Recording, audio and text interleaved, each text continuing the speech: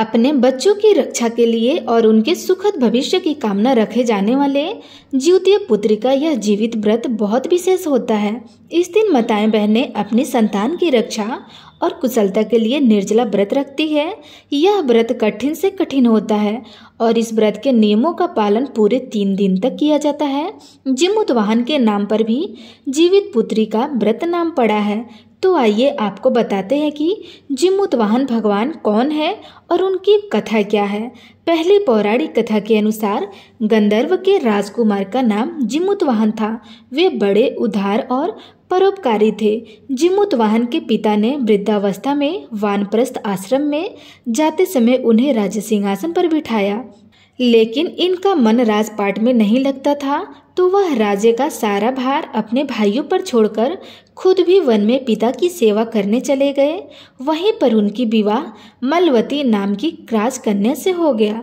एक दिन जब वे वन में घूमते हुए जीमूतवाहन भगवान काफी आगे चले गए, तब उन्हें एक वृद्धा रोते हुए मिली। जीमूतवाहन ने उनसे पूछा तो वृद्धा ने रोते हुए कहा, बेटा, मैं नागवंशी स्त्री हूँ और मेरा एक ही पुत्र है। पंछी राज गरुड़ के समक्ष नागों ने उन्हें प्रतिदिन खाने के लिए एक नाग सौंपने की प्रतिज्ञा की हुई है और आज मेरे पुत्र की बलि का दिन है, इसलिए मैं बहुत परेशान हूँ। तब जीमूतवाहन ने वृद्धा सांत्वना देते हुए कहा कि तुम चिंता मत करो और डरो मत, क्योंकि मैं तुम्हारे पुत्र के प्राणों की रक्षा करूंगा।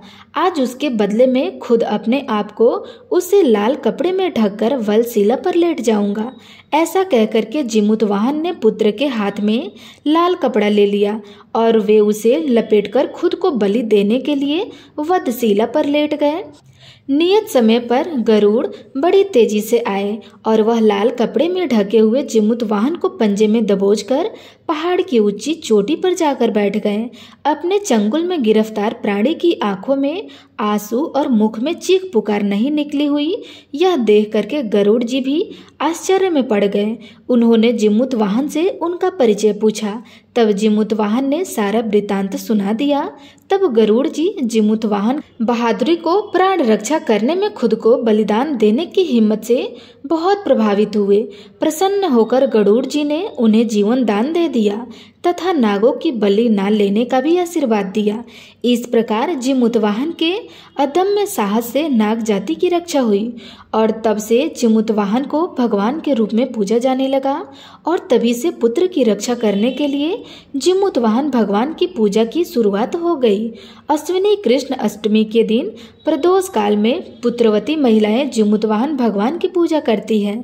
कैलाश पर्वत पर भगवान शंकर माता पार्वती को कथा सुनाते हुए कहते हैं कि अश्विनी कृष्ण अष्टमी के दिन उपवास रहकर जो स्त्रियां प्रदोष काल में जीमूतवाहन की पूजा करती हैं तथा कथा सुनने के बाद दक्षिणा देती है, वह पुत्रों का पूर्ण सुख प्राप्त करती हैं। व्रत का पारण दूसरे दिन अष्टमी तिथि की सप्तमी के बाद यानी नौमी तिथि को किया जाता है। यह व्रत अपने नाम के अनुरूप ही फल देने वाला है।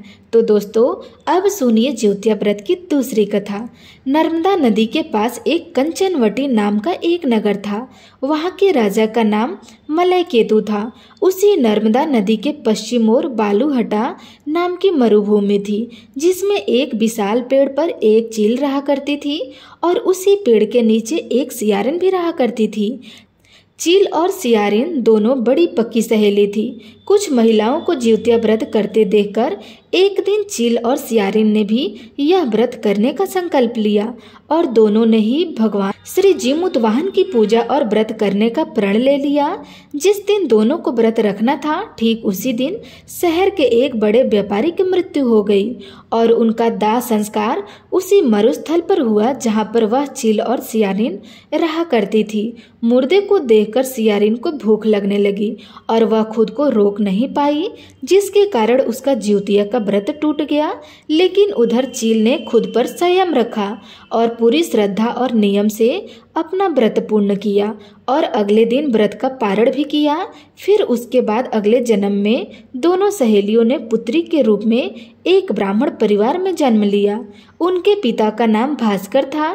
चील बड़ी बहन और सियारिन छोटी बहन बनी। बड़ी बहन का नाम सिलावती रखा गया और उनका विवाह बुद्धिसेन के साथ हो गया। छोटी बहन का नाम कपूरावती रखा गया और उनका विवाह उसी शहर के राजा मलय केतु से हो गया। और छोटी बहन कपूरावती इस प्रकार कंचनवटी नगर की रानी बन गई। अब भगवान जी जिमुतवाहन के आशीर्वाद से बड़ी बहन सिलावती को 7 पुत्र हुए, लेकिन इधर कपूरवती के बच्चे जन्म लेते ही मर जाते थे।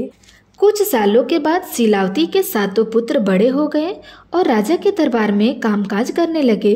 उन्हें देखकर कपूरवती के मन में ईर्ष्या और जलन की भावना पैदा हो गई।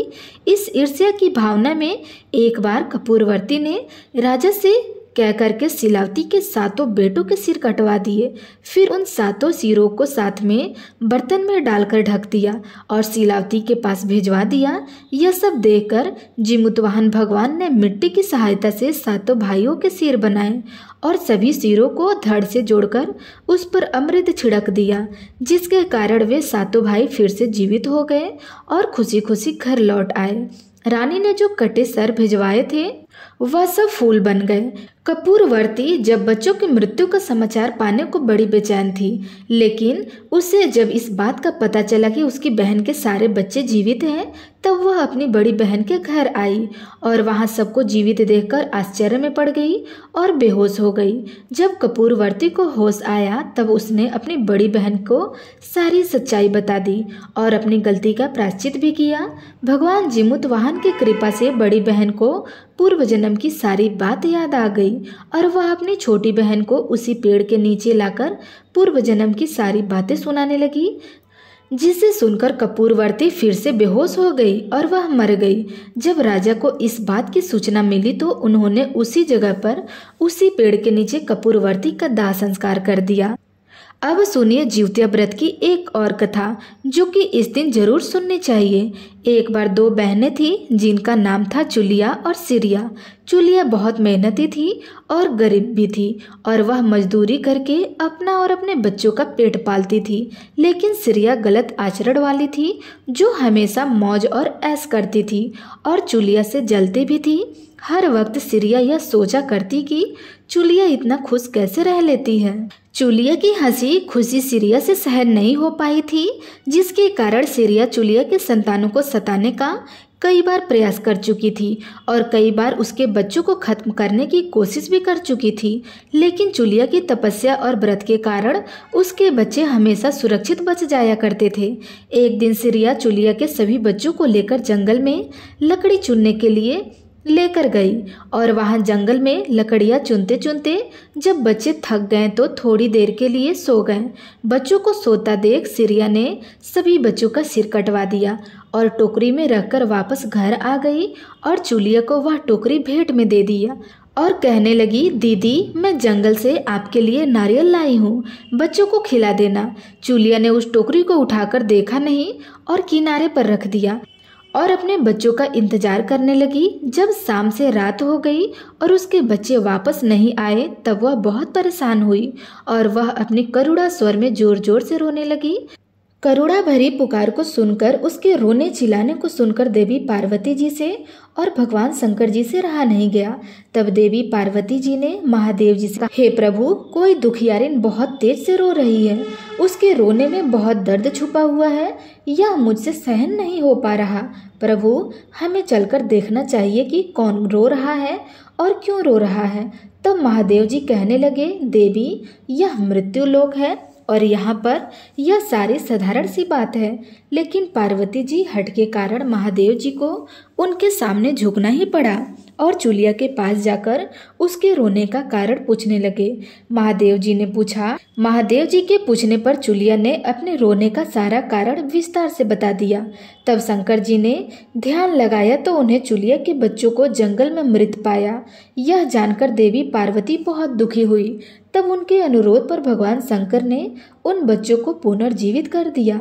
बच्चे नींद से उठकर मौसी को ढूंढ रहे थे, लेकिन मौसी वहां पर नहीं थी। बच्चे डरकर किसी तरह भटकते भटकते घर पर आ गए और उनकी मौसी ने उनके साथ जो किया था अपनी माँ के सामने सच सच बता दिया। यह सब सुनकर चुलिया सियारिन के पास जाकर लड़ने लगी कि तुम मेरे बच्चों को जंगल में अकेला छोड़कर क्यों आई हो। दोनों बहनों में लड़ाई शुरू हो गई और यह लड़ाई 7 दिन 7 रात तक चलती रही, किंतु इस लड़ाई का कोई हल नहीं निकला, जिसके कारण बाद में दोनों ने उस जंगल में तपस्वी को घटना सुनाई। घटना को सुनने के बाद तपस्वी ने दोनों को आदेश दिया कि तुम दोनों जाकर पास में खेल रहे बच्चों को बाल से पकड़कर घसीटते हुए मेरे पास लेकर आ जाओ। इसके बाद मैं निर्णय करूंगा। चुलिया बच्चों की माँ थी, उससे बच्चों की पीड़ा देखी नहीं जा सकती। उसने महात्मा के वचन का पालन नहीं किया। उधर सिरिया दौड़ती हुई गई और खेलते हुए बच्चों को बाल से पकड़कर खींचकर लेकर आई, जिसके बाद तपस्वी ने सिरिया को यह श्राप दिया कि हर जन्म में इसी प्रकार तू सदैव जलती रहेगी और दुखी होती रहेगी। जो महिलाएं किसी बच्चों की पीड़ा और माँ की ममता को नहीं जानती, जीवन भर धरती पर दुख भोगने के अलावा और कुछ नहीं कर पाएंगी। यह थी आज की कथाएं। उम्मीद है आपको पसंद आई होगी।